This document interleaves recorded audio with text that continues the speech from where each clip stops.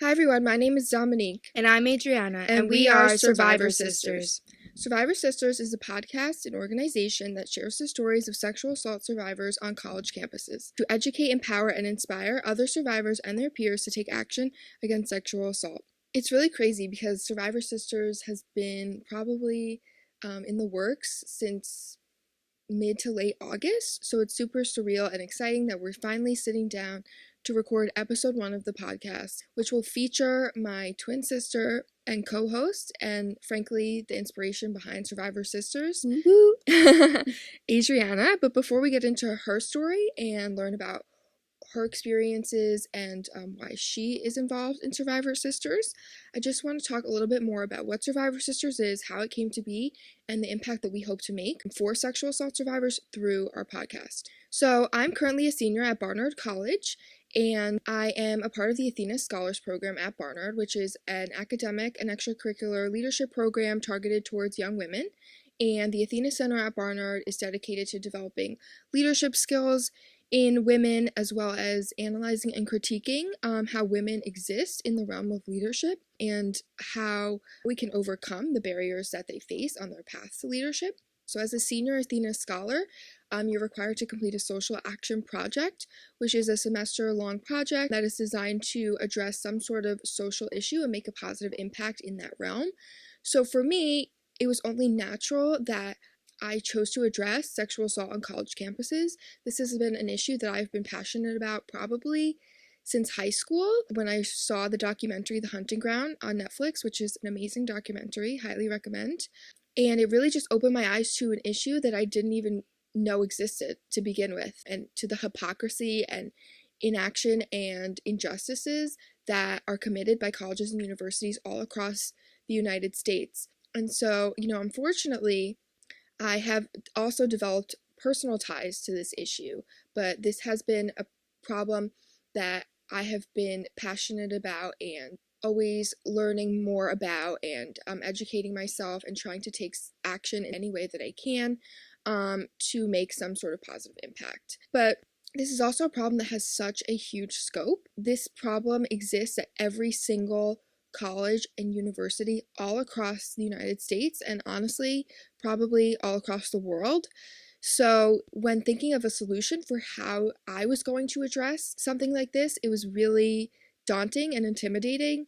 And to tackle, the administration of colleges directly was something that became really clear early on was going to be almost impossible, especially for some, random average girl completing a semester-long project. And time constraints aside, I definitely lacked the resources, the connections, and the manpower to make a difference in this way. So I had to start looking at the problem as a whole and breaking it down even further, because it is such a complex and intricate problem that has so many different smaller problems within one larger scope. And I realized that something that goes beyond just the administration refusing to serve justice for survivors, provide appropriate sanctions and punishments for the rapists and assailants on their campuses. The overarching issue is that survivors are just silenced. They're silenced in all facets of life. They're silenced by the administration and the police when they go to report,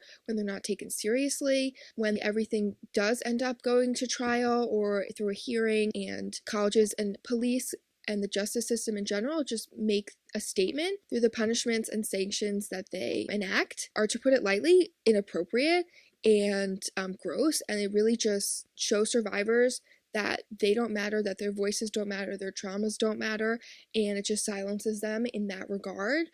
Also, sometimes their own family and friends silence them too, which is really unfortunate. They say things like, "Are you sure that this is what happened? Like, what were you wearing?" Things that they're trying to spin it around on them and victim blame them, and, saying things like, "Oh, I know that person, they're my friend, I don't think they would ever do something like that," and really turning the blame onto the victim and silencing them in that regard. And this obviously all just stems from judgment and stigma from society in general. Society tells survivors through our actions and through our words that they don't matter, that we don't believe them, and that they just need to shut up.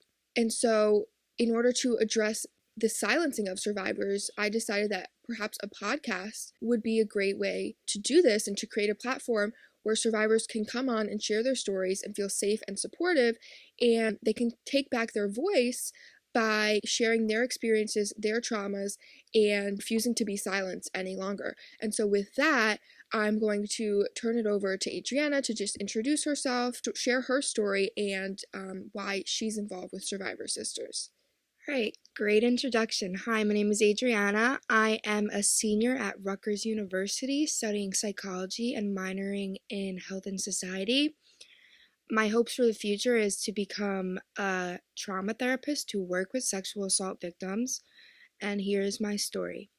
So, when I was a sophomore, I had transferred to Rutgers University. I didn't really know many people, but I quickly became knitted with a few close friends. And so one night, I went over to my close friend's house, and who will not be named, sort of made like sexual advances on me that like I was okay with, like making out and stuff like that. But once it got to the sexual aspect and penetration, I was very not okay with it. And I just really remember saying stop and no and please, and him just really not caring, him holding me down, me being helpless, me shaking, me crying. And that was the first instance that I was ever raped, and I was 19 at the time. So after this, I went home because I wasn't home. Like, I went back to my dorm room. I told my friends. I told my sister. She came down with me. She took me to the hospital, my older sister, Angela. And I got a rape kit done. So basically, what they did in the rape kit is they physically examine you, they give you a psych evaluation, they take pictures of you, they swab your whole entire body. It's very uncomfortable. It's a very traumatizing process after what you have been through. And, with my correspondence with the police about what a rape kit even does, is it basically just proves you had sex with someone, not that you were raped. And when you go to the police with your rape kit evidence, it can't even be used unless your rapist consents to them doing a DNA test on him. So, really, my personal experience with a rape kit was very traumatizing and worth absolutely nothing for me. So, after he who shall not be named raped me my sophomore year, I decided I didn't want to press charges because I was scared that my friends were going to hate me, that the boy that I was seeing at the time was going to hate me, and I kind of just like blamed myself and didn't want to lose my friends. Can you talk a little bit more about the reaction from your friends? You say that you were afraid that they were going to hate you, or that the boy that you were seeing was going to hate you. Why do you say that? Because, this boy who had raped me was, very popular amongst our friends. And I remember when I went to go get my rape kit done, my friends were with him, knowing what had happened. And they had told him why I was at the hospital. And they said because he was crying, it meant he was innocent. And that to me was just completely like, Bullshit. yeah, bullshit. Fucking bullshit, man. Fucking bullshit. That was just complete bullshit to me. Like, here I was lying on a fucking table or whatever, a hospital bed, getting poked and pronged and shoving pictures up my vagina, like literally up my vagina, a camera. And so they're like, oh, but he's crying, so it means he's innocent. And it's like, yeah, he's fucking crying because he raped me. Like, I don't know, like, I know, like, people, like, lie about their accusations sometimes, like, if you could see me, I'm literally putting quotes in the air. Yeah. Because I know sexual assault is, like, very hard to prove because you have to be, like, in the room, I guess, like, if you really need to know what happened. But I feel like anyone who's accused of sexual assault is gonna cry if they're, like, a human being who's, like, capable of some type of emotion. Yeah. And so basically what happened after that with my friends is that they remained friends with him, and like I was like always around, and I was still around him because I didn't want to lose my friends. I just transferred here, and like I was going through a tough time, like I was just raped, and I've dealt with a lot of issues like in the past, so to begin with I wasn't mentally healthy. So but obviously any traumatic incident is going to affect me negatively, affect anyone negatively. So what happened after that is the boy that I was seeing really liked When he found out, he said I'm a liar. He said I'm full of shit. He never wants to talk to me again because, it was his best friend who did it to me. And I was like feeling at a very, very, very low point. And, I kind of just kept to myself. I stuck around my rapist for a really long time because I didn't want to lose any more people. So I had to endure seeing him.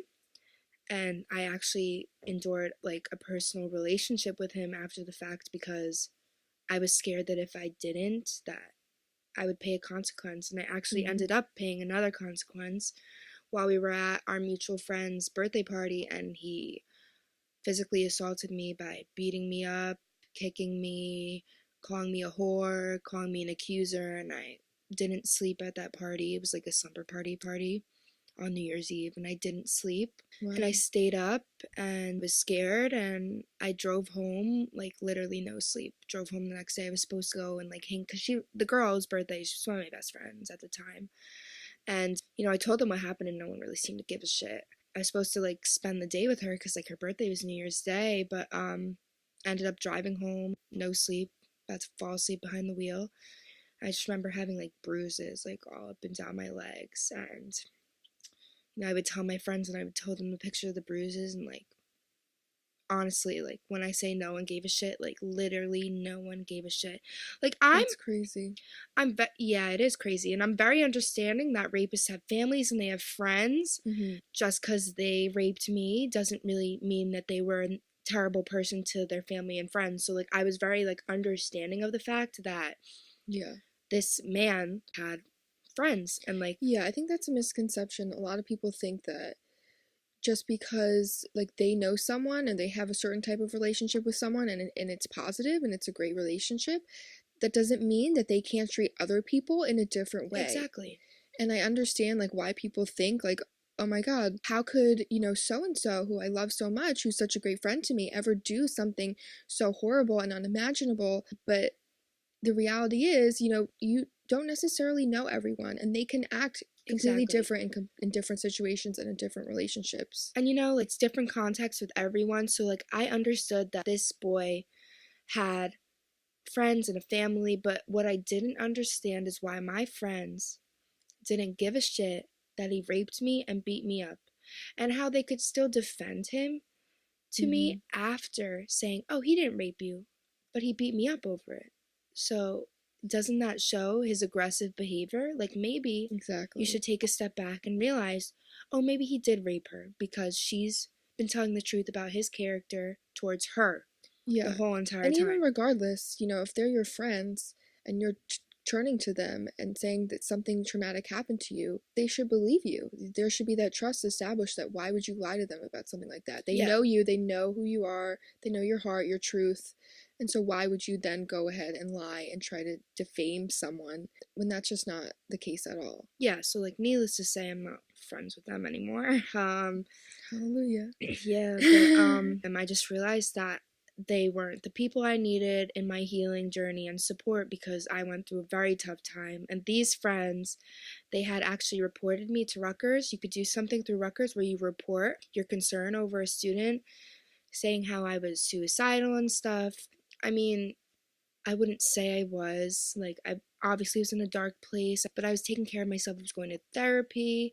I was like managing it because I felt therapy was the best route for my healing, to talk about it with someone. But yeah, they reported me to Rutgers, and Rutgers, not caring that I was raped, honestly, told me I was a liability and that I had to take a medical leave because I couldn't live there if I was going to kill myself. So that was my first instinct, where I felt Rutgers had completely failed me Mm, with my sexual assault. And I remember not being contacted by Title IX about my first sexual assault. I didn't even know what Title IX was. And for those of you who don't even know what Title IX is, it basically deals with sexual assault on college campuses. It's a whole yeah, office, among other things. yes, but it's a whole office, and they're very strong on dealing with student conduct. And sexual assault is like their number one thing that they deal with. And I wasn't even contacted by Title IX. And what I realized is that I should have been contacted by Title IX about what had happened to me because I had reported it to Rutgers a couple times. I reported it that time, and I remember I reported it a week after it happened because I had Really? asked Yes, I had asked if I could take a medical leave, and they said no because I had just transferred here. And I showed them my discharge papers and everything from the hospital, and they were like, no, because you wouldn't be admitted in for the spring if you took a medical leave because you just transferred here, so you need to complete your first semester here. And I was like, well, I'm going to fail all my classes. And they're like, we Mm-hmm. don't care. So, So this medical leave was for the spring semester? yeah, so I ended up leaving for a month, the month of April. I wasn't in school, so I wasn't there. I went on medication. I take an antidepressant now, and honestly, like, really changed my life, the medicine. I had a lot of built up anxiety and depression, and the medicine helped me better to function and deal with it. So I ended up going back to Rutgers in the summer, and I was in this lease with my friends who, weren't really good to me. And I was like very nervous about like going into this and living with them. I was very nervous, but like my Lexpro really helped me. And I felt like I was starting to get better and get back in my groove. And I started talking about what happened to me. And I made my first initial post on social media on, I believe, July 30th. And I talked about what had happened to me. And I think that was the moment when I decided I want to be an advocate for people. I want to talk about this because it needs to be talked about. Mm-hmm. So the boy who had raped me my sophomore year, he got kicked out of school for failing. So he doesn't go there anymore.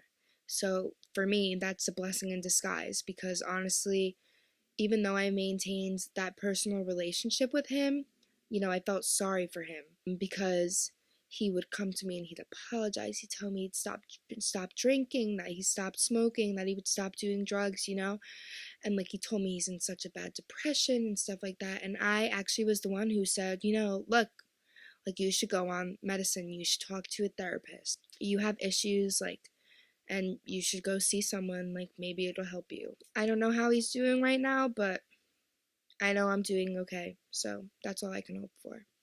Yeah, that's all that matters. So you had to take a medical leave, but how did this experience affect you academically, socially? Did it have any effects in those areas that you could talk about? Yeah, definitely did.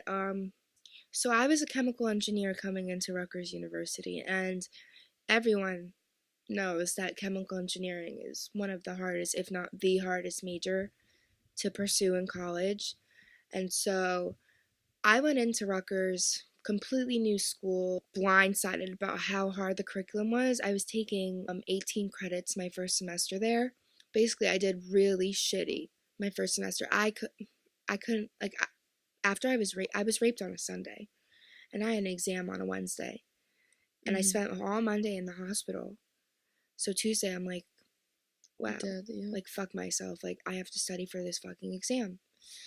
And the curriculum is hard enough as it is. Like I'm dealing with this whole weight on my shoulders. Yeah. So, I failed a class. I got D in another class, C's in the rest, like just like completely shitting on my GPA. I think I got like a Yeah. 1.6 And GPA. and out of character for yourself too, because at your previous school, Manhattan College, you made the dean's list the Yeah, whole year. I gra- not I was about to say graduated. No, I left Manhattan College with a 3.6 cumulative GPA for chemical engineering. And, I left Manhattan College because it wasn't the right fit for me, but here I am, go to Rutgers, and it's like completely new environment, like huge lecture halls, huge school. I don't know Mm-hmm. anyone except for, It's a big adjustment. yeah, one of my friends, Lulu, she transferred here with me. So like I didn't know anyone though. So it was like very hard for me. And then just getting raped 2 months in really did not help me like at all. I Yeah. don't think it would help anyone getting raped, but Yeah. it really just like plummeted my self-esteem, plummeted my grades, Mm-hmm. my sense of hope, my motivation. So, going into the second semester of sophomore year, I was very scared to be alone, but I also didn't like to go out. I would have frequent panic attacks and would have to leave early. I started developing like little like panics when I would like have to go out because I just didn't want to be in that environment, but I also didn't want to be alone in my room like crying myself to sleep. Mm-hmm. So it was kind of just like very hard for me. There were a lot of days I couldn't get out of bed. and I would feel like very down on myself that I couldn't do it.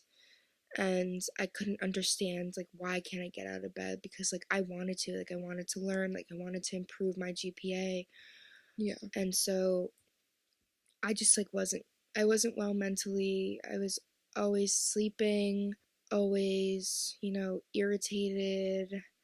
I often found that I would take my anger out on, my roommate. Like she was my best friend. Like she was one of the friends who I talked about, but my roommate, like she was my best friend. So I just like often took out my anger on her because I didn't have any outlets, and she was like she was the closest person to me, like in proximity and in relationship wise. And I just felt like I couldn't deal with being Hmm. around people, with maintaining those interpersonal relationships, and with living. I just like felt like a robot. I had to get my shit done, except I couldn't get my shit done because I couldn't get out of bed. And then it's like, oh, I'm on academic probation. Like Rutgers doesn't care that I was raped. Like they're gonna dismiss me if I don't do well in the semester. And then Rutgers kicked me out, so I had to re-enroll and just everything. So it's just like very low points. Hmm. I was re-enrolled for the fall in the engineering program, so I was very hopeful about the fall. And what happened was I was supposed to live with my friends who weren't that great to me, but my landlord was doing illegal construction about 2 days before we were moving in, so I had to skirt out of there and find a new place. So I found a new place to live with completely new girls, and you know what? Honestly, best decision I ever made. So I live there and everything's going great. I'm having the time of my life. I'm making new friends. I have an amazing supportive friend group now. They're amazing. That's great. Yeah, and a lot of them, not a lot, a few of them have gone through what I've been through, being raped. So it's just comforting to be around people who don't understand what you've been through, but who Hmm. also have understood what you've been through, because they're just so supportive in like Yeah. more ways than I could ask. and that And and that's what Survivor Sisters is really all about. That's our intention, is to not only share stories but to create a community right, of survivors and show that we're not alone. yeah, definitely. So, my second semester of junior year, I had gotten kicked out of the engineering school because I couldn't do it. Like Hmm. it's very hard. And to come back from academic probation is extremely hard when in an engineering school. So I was like, you know what, this is the best for me. I'm going to take a break from engineering. Like it's my passion, but I think I have another passion that I want to devote myself to, and that's psychology. I want to be a trauma therapist and help victims. So I had decided that's my set course. So I took some different courses my second semester of junior year to kind of expand my horizons and figure out if it's really what I want to do with my life. So my syllabus week of my junior year, second semester, I was actually, I had just gotten finished with a boy that I really cared about. We were seeing each other for about like 4 months. So we had just ended. Like I was very sad about it, but I knew like it was just probably for the best. So I was just getting out there, not really looking for anything, just like talking to people, like mingling. And I had a friend, this friend, he who shall not be named. We had met in August before our junior year, so I had known him for a while now, and he had a girlfriend, and we were just kind of just like friendly. And I remember him coming to me when him and his girlfriend broke up in November of my junior year, 2017, no, 18, Hmm. 18. 2018, November they broke up, and he was just kind of like really sad, and I was just like giving him like some moral support, like some general like friend advice. Like I thought we were like friends. And so the spring 2019 comes around, syllabus week, and he like makes out with me on our way home from a bar. I was driving all my friends home because I was sober, and like I dropped him off last, and he was like kissing me. And I was like, oh, I just like never really knew that like he likes me like that. And like I didn't Hmm. really like think I really liked him like that either. So the whole syllabus week he was like talking to me and stuff, like, oh, like saying he wants to see me and stuff. And I was like, like I'd want to see him too. So one night, it was a Thursday of syllabus week. He texted me asking me where I was. And I said I'm at a party, like I'm with my friends, and he was at the bars because he's 21. And he was saying how he wanted to see me. And I told him straight up, I was like, maybe I would want to see you too, but I have my period. My legs are not shaved, like gross. Just for me, like gross, like nothing shaved, like, and Mm. also just like a little thing about me, like I'm not really shy about sharing this. I had contracted an STD, chlamydia, from the boy. Yeah, I know it sucks, from the boy who It's I was okay. seeing. So I was like a little pissed off and upset that I had to deal with that. So I took my medicine. They tell you you're not supposed to like have sex or anything. So I was following the doctor's orders and I was not gonna have sex, but like I didn't want to tell this boy that because like we were friends, like we're not close like that where I'm gonna be like, hey, like I had chlamydia. And so whatever. So yeah, it's like, hey everyone, I have chlamydia. Like so I told him, I was like, so if you want to come over and like make out and cuddle, cause like who's not down for cuddles? Like I'm so your girl, but like if not, like you should find another girl. Like I totally understand. And he was like saying things like, oh, I've been waiting for you. Like I want to see you. Like, and I was like, yeah, but like we can't have sex. And like I really want to make that clear that like I won't have sex. And he was like, yeah, we don't have to have sex. I was like, are you sure? He was like, I really want to see you. So I'm like, are you sure that you don't want to have sex and that you're okay with not having sex? And he was like, yes. So I was like, okay, you can come over. And I gave him my address. So he came over about like 2:30 a.m. And when he got there, he ripped my clothes off. He ripped my pants off. I fought him. I was like kicking him, like to not take my pants off. He got me completely naked. And I said, I don't want to have sex. Like, I don't understand. Like, I'm on my period. Like, I don't want, like, I don't want this. Mm-hmm. And he, like, took his clothes off and just would hold me down, perform oral sex on me, would then penetrate me, told me he wanted to watch me squirm and take his time with me. Hold down my wrist so I couldn't push his head away from me, couldn't push his body off me, was just very forceful, was hurting me. I remember pleading no, I remember pleading stop, saying I don't like this, shivering, my whole body shivering. And in this moment, I kind of just, after a while, I just gave up. You know, Yeah. I just kind of just like was Blacked just, out. yeah, I like blacked out and like I kind of just felt like there's no way like I'm gonna win this fight. Yeah. Like he's clearly way stronger than me and he's not shy about asserting that strength dominance over me at Mm-hmm. all.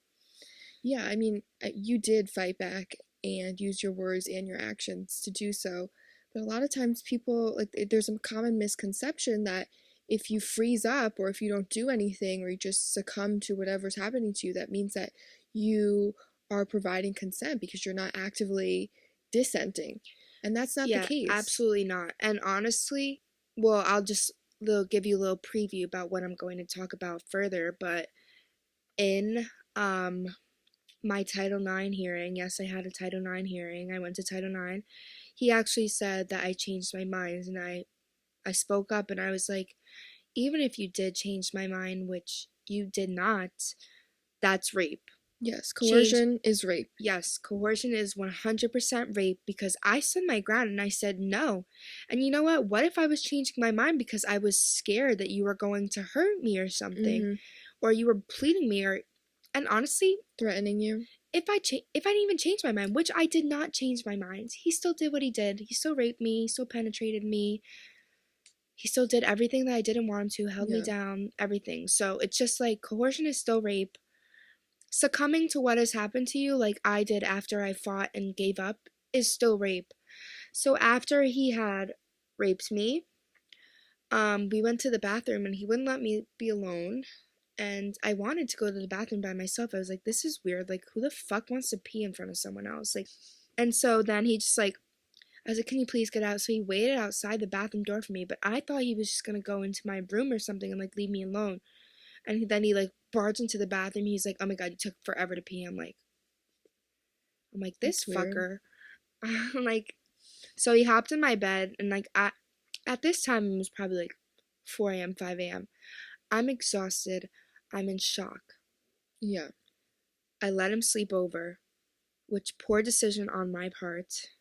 it's not your fault. I know it's not my fault, but I wake up to him getting ready to have sex with me at 8 a.m. in the morning, and he just shoves it in me while I say, are you fucking serious? It's 8 a.m. in the morning. I do not want to do this. And he just Wow. has sex with me, and he only stops because I start bleeding all over him because, like I said, I have my period. And I made it clear to him that I was really uncomfortable, that I wasn't shaved, and that I had my period. And, like, he said he didn't care, and like he Yeah, I mean, regardless if you have a reason or not, if you don't want to have sex with someone, then you don't want to have sex with them, and that's yeah, it. Point blank, my period. reason was I'm uncomfortable. I don't want to have sex. I'm not in the mood. I don't want to have sex. Not wanting to have sex is reason enough to not have sex. Exactly. So he just didn't listen to me, and he stopped when I started bleeding on him in the morning, and he went to bed, and I had to lie awake and wait for him to get out of my room because I didn't know what to do. Because I know I had been through this before, but honestly, I didn't expect this to happen to me again. So while this was happening, I was just texting a few of my friends, like telling them what was happening. I just he got out of my room and left, and he texted me asking if he left his headphones at my house and asking me how I was, and I said I'm in pain. And I said, you really like fucked, like, I'm in pain, like, who fucking says that? And I was like, you fucked up my boobs because I couldn't even wear a shirt, like, everything hurt so bad. Mm-hmm.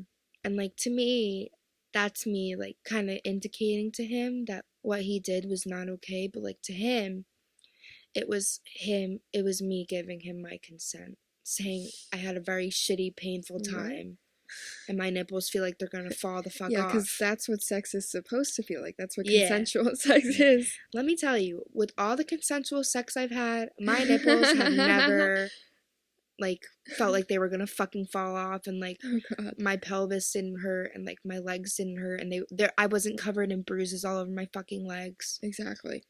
So after that, I blocked him everywhere, and I didn't talk to him after that last conversation with him. And with the help of my supportive friends, I was like, you know what he did to me it was rape. It wasn't okay.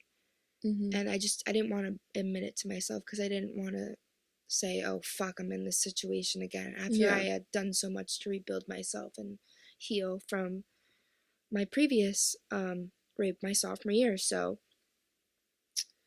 then I took action. I went to his fraternity. I went to the president and the vice president, and I said, here's what happened to me. And I was like, honestly, I'm not going to stop living my life. Like, I didn't want to stop going to the fraternity that he was in because all my friends were in there. I didn't want to stop going out and having fun with my friends. I didn't want to stop with my schoolwork. Like, I didn't want this to change my life. So I was pretty numb after the fact that it happened because I had saw him at a party on a Tuesday after it happened, and that's when I reported him to his fraternity. And I was like, this is what happened. And I showed him all the evidence. I showed him all the text messages. I showed them the bloody napkins. I showed them the pictures of my bruises. And I gave them everything. And I was like, I would really appreciate it if it was help through the fraternity, through whatever you guys think is appropriate. Yeah. So they kicked him out. And, Woohoo! yeah, someone finally doing something. So they kicked him out for his actions. And the vice president of the fraternity, he became like my saving grace. Like, he became like my number one supporter through this whole entire process. His name's Steven, really good person. Like, that's what I needed my first rape. Like, that Yeah, is what I needed when I was for raped sure. sophomore year. So I'm very thankful to everything he's done for me. So about a week after he raped me and then he was kicked out, his friends, he who shall not be named, his friends contacted my good friends and said, "Oh, I think he's going to kill himself. He's been going through such a hard time." And so Mm-hmm. I did what you could do through Rutgers, reporting concern about a student. Oh yeah, wellness check, right? A wellness check, yes. So I did the wellness check just to check up on him because I obviously don't want anyone to kill themselves. Like, I'm a human being. Like, Yeah. I care for human life. And, like, if he's in that bad of a situation, he should help himself. So I did a wellness check, and the police called me asking me why I did this wellness check. And I told them what happened. And I told them I wasn't willing to press charges at this time and that I just wanted to get out. I went to visit my best friend Johanna in Rhode Island. I just got away. I just didn't want to be there. So that's when Title IX contacted me. And they set up a meeting with me. And I went in there and I told them what happened. And they explained to me what their resources were to me. They explained the whole Title IX process. So they explained to me like everything that they could do, a formal process, an informal process, a one-on-one talking between me and the person who has assaulted me, Mm-hmm. classes that my assaulter could take, like just things, standardized things that they offer. And I went with the formal investigation. And basically, what that is I give my statement. He who shall not be named gets to make his statement.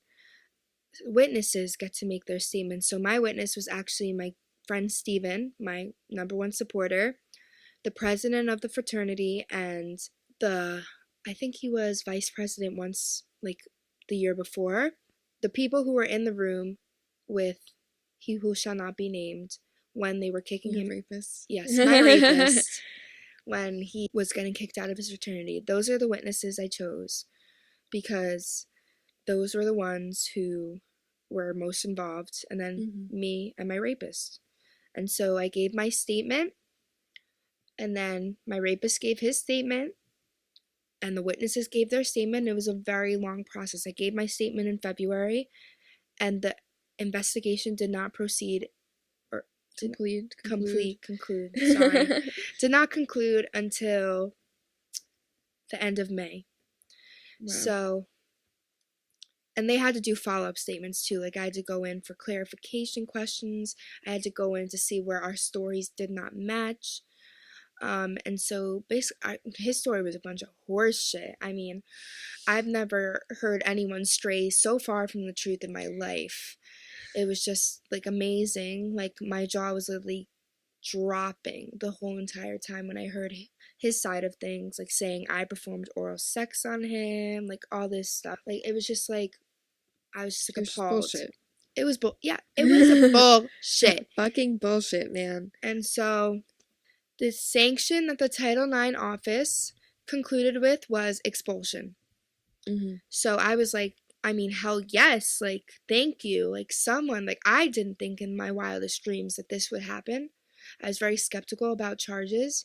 Yeah. So, yeah, they did expulsion, and with this So process. just to be clear, that's what they recommended. Yes, well, when recommending this, it's basically his punishment. So he got this punishment, Yeah. but he So appealed it. yeah. So Okay. through the Title IX process, you can appeal it twice. So the first appeal goes to a hearing. So Okay. basically what the hearing is, the investigation report is all in there and it's given to a hearing officer, an impartial party, through the law offices of Rutgers University. And the hearing wasn't until August 2nd. So we had like a chunk of time. Like we got the sanction, I believe it was May 25th, like Memorial Day weekend, we got the sanction. Mm-hmm. He who shall not be named, he appealed it. And so it went to a hearing. August 2nd was our hearing date. And so basically we had to prepare our statements, our impact statements, what we want to be, well, what I want to be a sanction, because he can't give me a sanction, even though during the hearing he tried to, saying, I Oh believe she should be punished as well. And it was just crazy. like, yeah, it was crazy. But so I prepared all that stuff, and August 2nd, I went in. So I went in with an advocate from VPVA to go with me, and I had a support person. So you got to bring an advocate and a support person. I brought my cousin Rachel, who's basically like my sister, and my advocate from VPVA. Violence prevention and victim assistance is Yes, what it stands violence for. prevention and victim assistance. So we went to the hearing, and beforehand, like, we got to read each other's character witnesses. So I had a character witness who came in, my best friend Sam, who I adore so much, and he had character witnesses like his friends, his girlfriend, and his mom. So they gave character witnesses on his behalf, but he also tried to get my rapist from sophomore year to testify against me. And, like, what kind of fucking bullshit is that? So they said, They said no, right? yeah, they said no, Because you absolutely can't fucking bring up not. past sexual history. Yeah. It's also just completely irrelevant to the facts of the case and his punishment. So I was fucking angry that he tried to do this. I was fucking angry at both of them. So before the hearing took place, I actually went to the police in hopes to file charges against them both. Because I got the witness list and I saw my sophomore year rapist name on that list, and I left my class hysterically crying when I read that list. So I went to the police that night, and I said I wanna file charges. So I gave my statements. I, like, gave my accounts of what happened, and they filed police reports about it. And then I had made plans to follow up with a prosecutor after my hearing. So my hearing was August 2nd, and we did the hearing. I gave my statements, he gave yeah. his. I was able to question him. He was able to question me in writing, though he could not directly speak to me. I requested to be in the same room as him because there is an option where you can Skype and not have to be in the same room as them. I actually said I want to be in the same room as this little fucker. And I want to hear what he has to fucking say. Yeah. So after the whole investigation concludes, then like what's the timeline for getting actual sanctions? It was like 3 days. We heard Mm-hmm. back on Wednesday. And what were they? It was a 2-year suspension. And I was upset. I was Mm-hmm. so upset. Because to me, that just, rape is a crime. Yeah. And I think the sanction, because he was found guilty. He was found guilty on physical misconduct, sexual assault and rape, and Disorderly disorderly conduct. conduct. Yeah. Guilty on all three charges. And to And I believe me, all three are crimes. yes, Either all three. misdemeanor or federal crimes. They're all crimes. And what's great about the Title IX office is it offers you that justice to seek through the school Yeah, when you that don't want avenue. to go through The the police. criminal system. Because I'll explain the It's criminal even more system fucked up. in a little, because I actually dealt with it a little bit. But yeah, the criminal system is just like hopeless. So Title IX like gives some hope to students, and so a 2-year suspension for all these crimes that he's found guilty for just was so fucked up to me. Like, absolutely, like, heartbreaking. It So was. And then you appealed it. yes, we But got our second appeal. We both appealed it. He appealed saying that he was mad that I didn't get oh my god. any punishment, and that he thinks that the text messages of me saying that my boobs fucking feel like they're gonna fall off and I'm in pain Mean wasn't that you take had nice wasn't consensual yeah wasn't pleasurable taken sex. into Yeah. consideration that I gave him my consent. Oh my god. So he was just very angry, and he thinks it was very biased towards him, the whole investigation. So he appealed it, and I appealed on grounds of disproportionate sanction. I was like, fuck this stupid shit.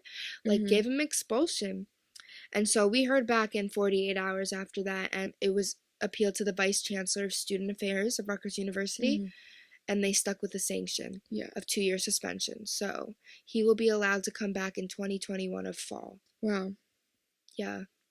So after that, I went to the police, and I met with the prosecutor of Middlesex County, and she was so real with me. Like, I'm so thankful she was so real with me, because she literally told me, she was like, you need to list everyone that you've come into contact with both occurrences, with sophomore year and junior year, everyone you told after the fact, everyone you've come into contact with after the fact.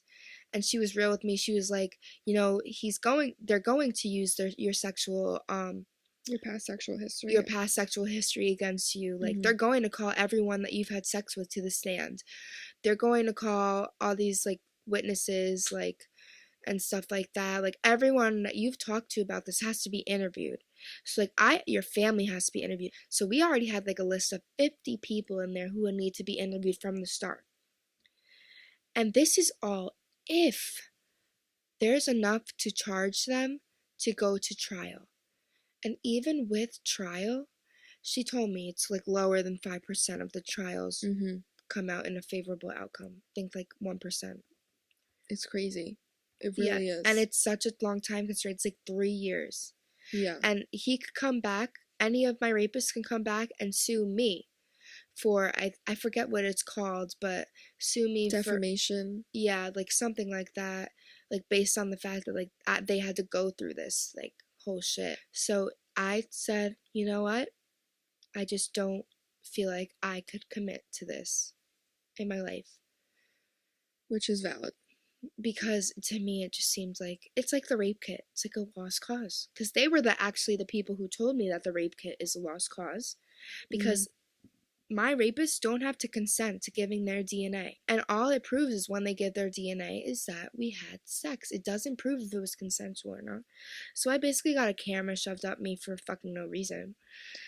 It's just so crazy because the system is just so flawed in all, like in the college university Yeah, system, whether public or private universities, in the criminal justice system, and just in society in general. It's just like such yeah, systematic bullshit that goes yeah. on. I was And blown away. it's just more than that, like you've touched upon this, it's very traumatic and it just re traumatizes the victim and it causes them more stress and anxiety and pain that is worth the outcome because too often the outcome is bullshit. It's Yeah, nothing. too often It's they're not, it doesn't even go so to trial. crazy. Too often they do their investigation and nothing fucking happens. And I was like, why am I going to devote 3 years of my life to this when Hmm. I I don't know for a fact, but I knew in my gut they weren't Yeah, going to do anything. the odds are stacked against the survivor. They Yeah. really are. So, and basically those are my stories about Hmm. the times that I was raped in college, which is terrible. And just it's been such a terrible experience. But you've come out stronger, and I just want Yes. to thank you formally. I know I'm your sister, but thank you for sharing. You're really so brave, and this is really a Yeah, I courageous don't think she's thing. ever really like heard the stories really. No, because, it's a really traumatic experience, and it takes a lot of courage and Yeah, I bravery remember to being share. raped, yeah, my junior year. I didn't even tell my family till I got my keep going tattoo on my wrist. Yeah, that was like That was over like a a month month later. ago. Yeah. Yeah. And that's okay, and that's valid. And rape is such a, and sexual assault, it's just, there's such traumatic experiences. Yeah, they really are. They really are. And everyone is different. Sometimes people can never talk about it, and that's okay too. But we want Survivor Sisters to be a platform where those who feel ready or feel like this is a necessary step for them to heal and for their journeys to actually have the opportunity in a safe and supportive place to come on and share their stories and just spread awareness that this is a real issue, this affects real people, and this is the bullshit that's happening in our world today, and we need to do something about it. Exactly. And we want to give a voice to people who can't speak up because Exactly. we all, as one, we are one united voice. Everything that happens to us, being raped, being assaulted, we are here for you and we are here to share our stories because they're your stories too. To share it, to fucking stop. I don't even know. I'm getting so hyped up right now to stop rapists, to spread Yeah. awareness about sexual assault on campuses. It's like the worst problem that college campuses, universities are facing today. And there's absolutely like no help for the survivors, and there's nothing that is being effective to stop it, you know? And people Yeah. are so fucking scared to talk about this. They like get, and I get where they're coming from. Some are uncomfortable to talk about it, but like everyone, like this conversation like needs to be had. The uncomfortable conversations need to be had because the Hmm. uncomfortable things that are happening to everyone are so fucking traumatic and terrible, and we need to talk about them. Yeah, like it just can't be almost like a taboo in our society, and that is not at the fault of the survivors. It's just it's at the fault of society and the judgment and the stigma that results. And that's a result directly of the inaction and injustices committed by colleges and universities, by the criminal justice system, by the Yeah. people who say, we don't believe you, or, he or she seems like a good person. I don't think they would do that. Or what were you wearing? Or other bullshit like that. And so, thank you so much again for sharing your story. And if you feel like Thank you. you want to get involved with Survivor Sisters and share your story, please do not hesitate to reach out to us. We want to give you that platform. This isn't about us, or more specifically, this isn't about me and my project. This is about actually making a difference and creating a Yeah. platform where people can actually heal and share their traumas and experience and become comfortable not only with themselves, but with their trauma. And just speak out and shout as loud as we can that, we are not going to be silenced any longer. I will not be silenced. I think with that, we should conclude our first episode. Even though it was really heavy topic, I think this was really exciting to finally, start the process on this. And we look forward to sharing the stories of more survivors like Adrianna, with different experiences, and seeing how they have transformed their trauma into something positive, like Adrianna has done with Survivor Sisters and with, her advocacy through her social media. If you want to support Survivor Sisters and just the cause of sexual assault on college campuses in general, we do have merch that we're selling to spread awareness about Survivor Sisters and just about this problem. And that is available at the link in our bio. It's via Teespring.